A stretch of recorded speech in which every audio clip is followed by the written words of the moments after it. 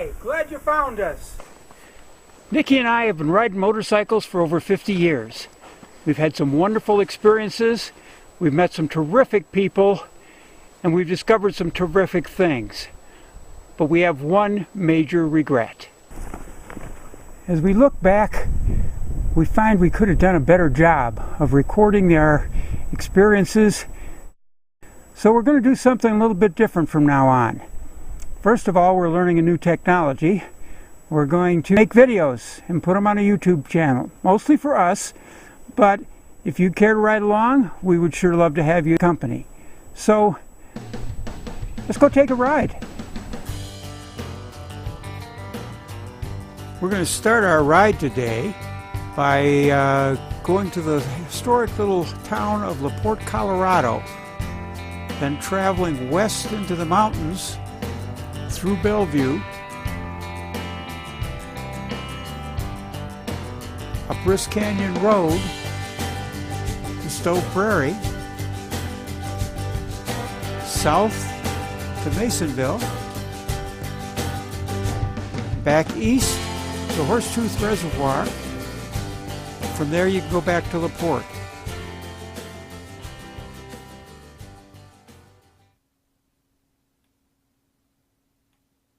Laporte is French for the door. It was probably named by French trappers who saw it as the gateway to the Rocky Mountains where all the fur-bearing animals were. It is situated on the banks of the Cache-la-Poudre River. In 1849, the Cherokee Trail passed by here on its way to the gold rush in California. We are on part of that trail now. You can see one of the cabins built by the early trappers along this route. The Overland Trail Stage Company followed this same route in 1860 and actually built a station here. That station stood until 1928 when it was destroyed by fire. In the early 1860s, Laporte became the most important settlement north of Denver. It housed not only the stage station, but a county courthouse, a military post, not to mention all the Indians and trappers. However, in 1864, a flood devastated the area. The military moved down to what is now Fort Collins to establish on higher ground, and the new town of Fort Collins quickly became more important than Little Laporte. The Cherokee Trail was probably named after survivors of the infamous Trail of Tears relocation of the Cherokee from Georgia to Oklahoma in 1838 and 39. These survivors followed this trail to the gold fields in California. Now we're just cresting Bingham Hill, which overlooks Pleasant Valley. Anton Janus was a young boy when he had first seen Pleasant Valley with the trappers who had cached their powder there in 1836. He returned to Pleasant Valley in 1844 and became the first permanent white settler north of the Arkansas River. We'll be coming up on Bellevue shortly, and you can't think of Bellevue without thinking of Jacob Flowers. Before reaching Colorado, Jacob had been an overseer on a plantation, a farmer, a ringmaster in a circus, and the owner and operator of 3 steamboats on the Ohio River. He was already a middle-aged man by the time he settled his family in Bellevue.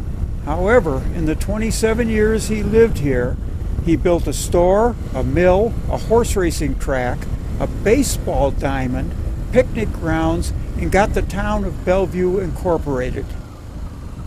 His store, built in 1882, still stands. It became the local Grange building in 1948 and is used as a senior and general community center now. The Jacob and Elizabeth Flowers home was built in 1880 and is still a residence. Weddings are often held here.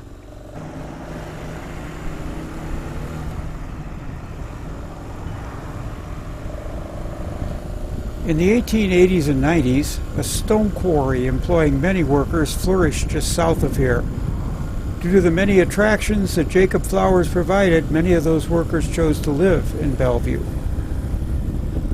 Jacob died in 1900.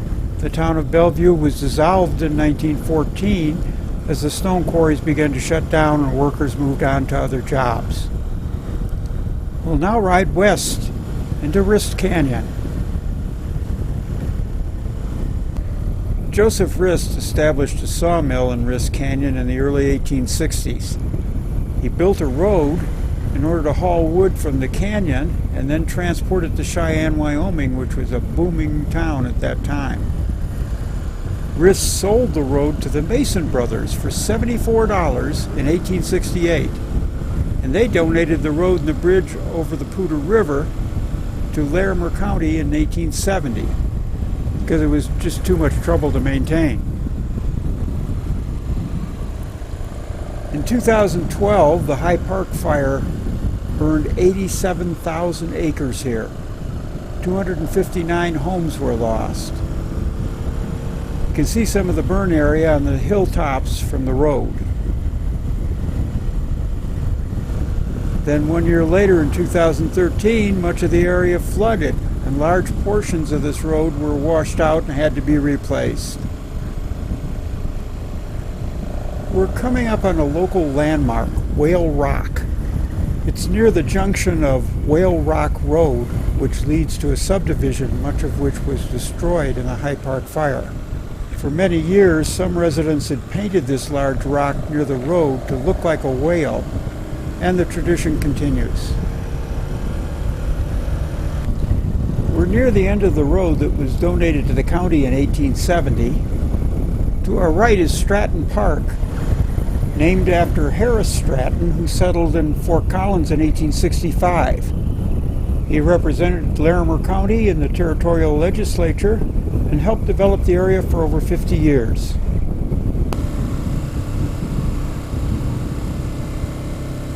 Now we're going up Ford Hill. It was named after the old Ford Model T and A's that had no fuel pumps. Back in the early part of the 20th century, Fords had to back up the hill in order to get fuel to their carburetors. I believe the road was steeper back then. More recently, the longboard speed record was set going down the other side of this hill. A longboard is a skateboard that's just longer.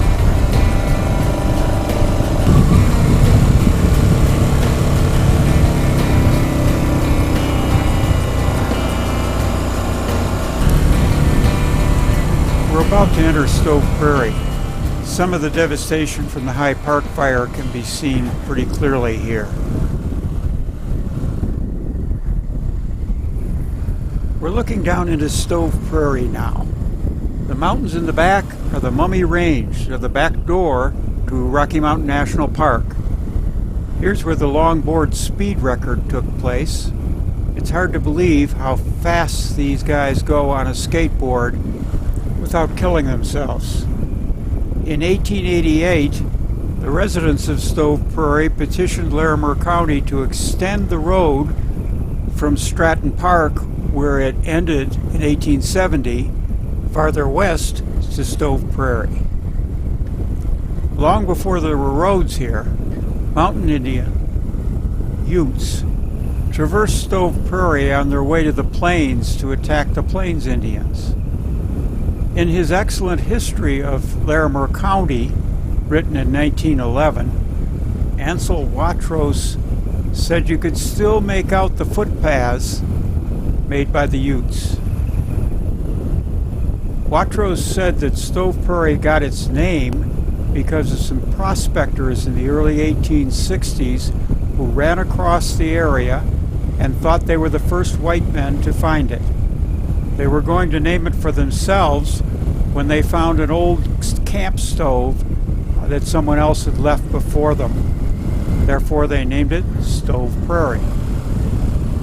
Ahead is Old Flowers Road, built by Jacob Flowers to send supplies up to the silver mines as far as Lulu City up in what is now Rocky Mountain National Park. We'll have to save the rest of that story for another ride. Ahead and to our right is Stove Prairie School. In 1896, two newly arrived residents of Stove Prairie with school-aged children decided that they needed a school, so they simply built one. The school had one room, a belfry on the roof, and it was heated by a wood stove in the center of the room. One of the many duties of the children attending this school was to keep the wood stove stoked. During the first winter, so much snow filtered down from the belfry, they had to take it down. By the way, I got many of the stories for this video from the archives of the Fort Collins Museum of Discovery. In between rides, it's an interesting place to spend a few hours.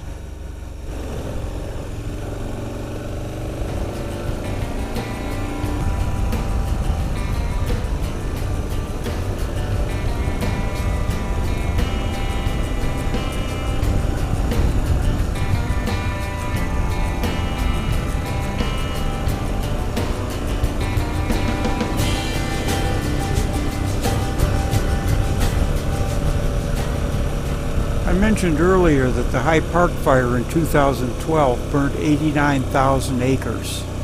You can see some of the results of that fire as it burned across the road here.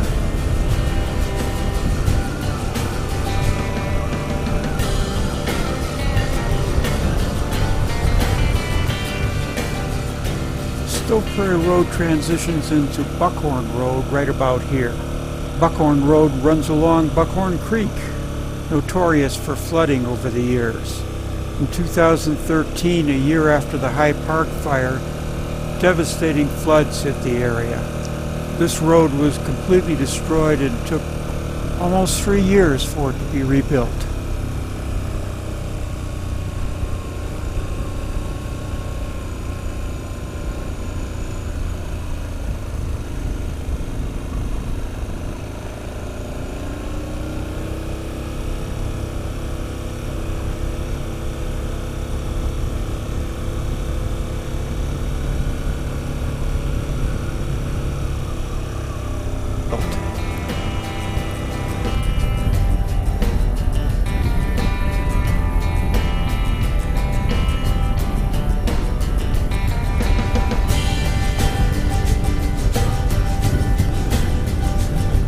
We're about to arrive in Masonville.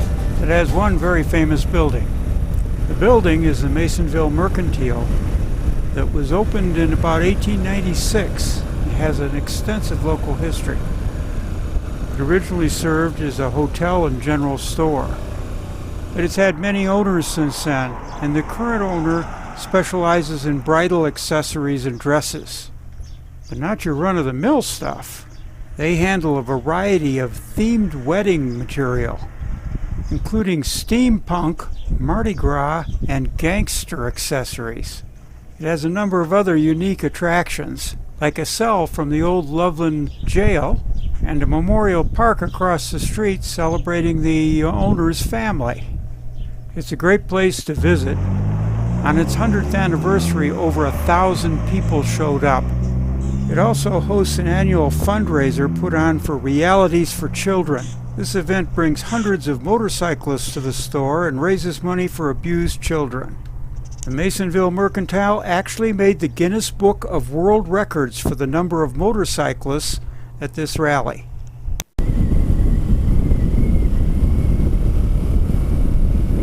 Our final destination on this ride is Horsetooth Reservoir.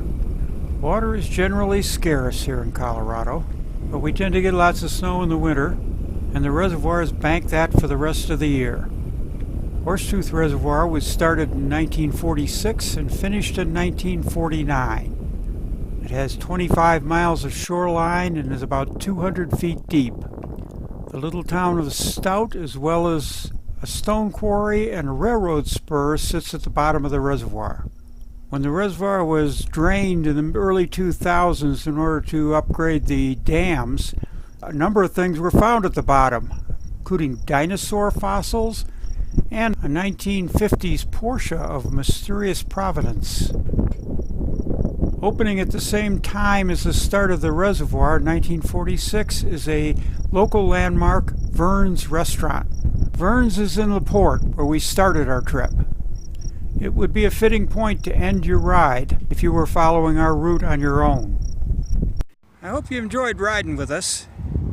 As we get older, we enjoy traveling fewer miles, and spending more time discovering the stories behind the places we visit and the people we meet. If that appeals to you, we invite you to join us on future motorcycling adventures for the more mature.